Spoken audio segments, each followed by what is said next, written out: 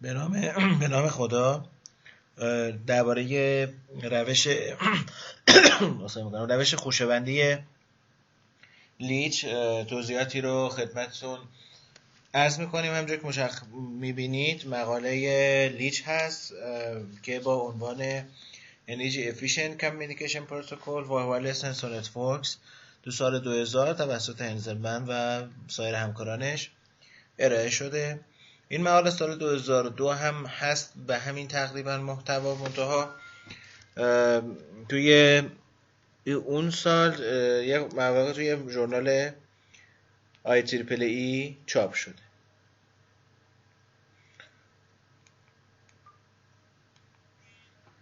خب اینجا در واقع الگوریتم لیچ دو تا بحث رو داره میکنه. اول میاد میگه که اگه این در واقع شبکه رو در نظر بگیریم، خب اگه ارسالی که ما داریم، یعنی یه شبکه‌ای که مثلا 50x50 است که در واقع از -25 تا 25 و از 0 تا 50 در واقع میشه با 50x50 است.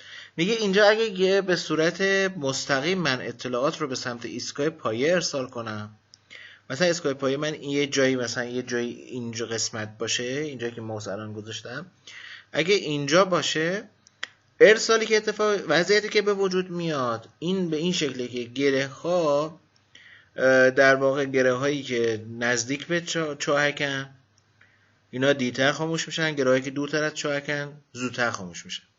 تو روش چندگامی میگه ارسال چندگامی برعکس این قضیه است. در واقع گره هایی که نزدیک به چاهکن زودتر خاموش میشن، گره هایی که از چاهک دورترن دیرتر خاموش میشن.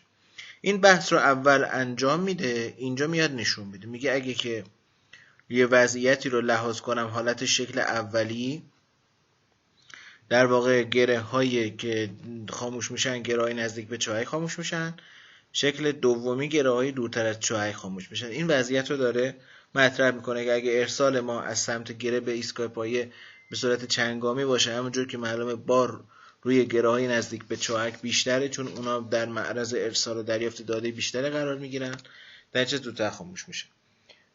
بحث بعدیمون هم در واقع ارسال چندگامی بهش ارسال مستقیم هم که مشخصه گره‌هایی که از چاهک دورترن اینا با انرژی بیشتری باید مصرف کنن، در نتیجه زودتر خاموش میشن.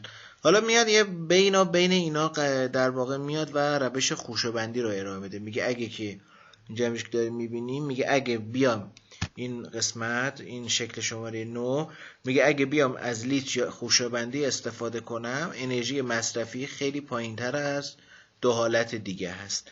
این رو لحاظ میکنه و نشون میده که خوشه‌بندی موثره تو این قضیه.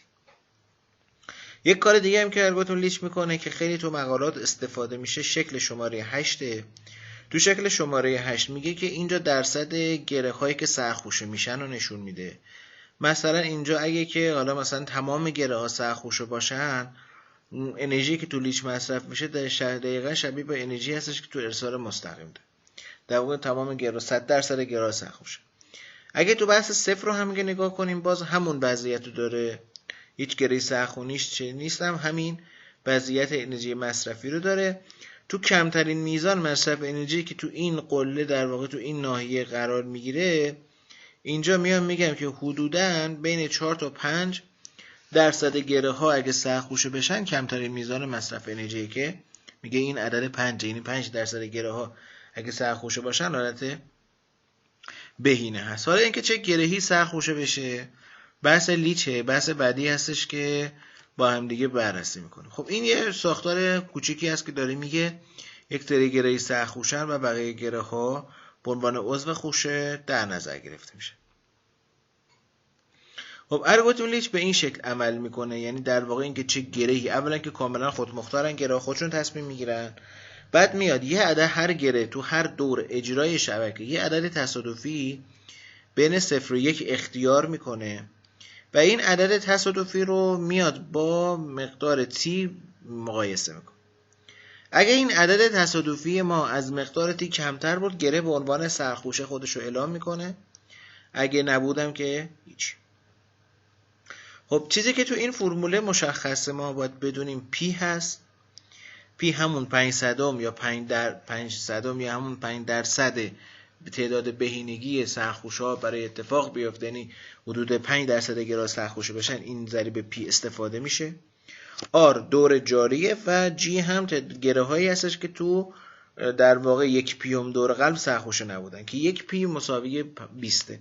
میگه گره‌هایی که تو 20 دور قلب سرخوشه نبودن اونها الان شانس سرخوشگی دارن، در صورتی که عدد تصادفی که محاسبه میکنن از تی ان کوچکتر باشه، گره به عنوان سرخوشه انتخاب میشه و فرایندهای در واقع شبکه رو انجام میده. یعنی ارسال در واقع میاد خوشه‌بندی اعلام سرخوشگی میکنه، عضو میگیره، نزدیکترین گره به هر گره نزدیکترین سرخوشه به خودش رو انتخاب میکنه و به اون سرخوشه جوین میشه و عملیات شبکه بر اساس خوشه‌بندی اتفاق میفته که به این شکلی که اطلاعات از سمت گره های عضو به سرخوشه ها ارسال میشه، سرخوشه بعد از فشرده سازی اونو به سمت ایسکابه به صورت مستقیم ارسال میکنه. این توضیحاتی بود که درباره روش لیچ میشد بدیم خدمت.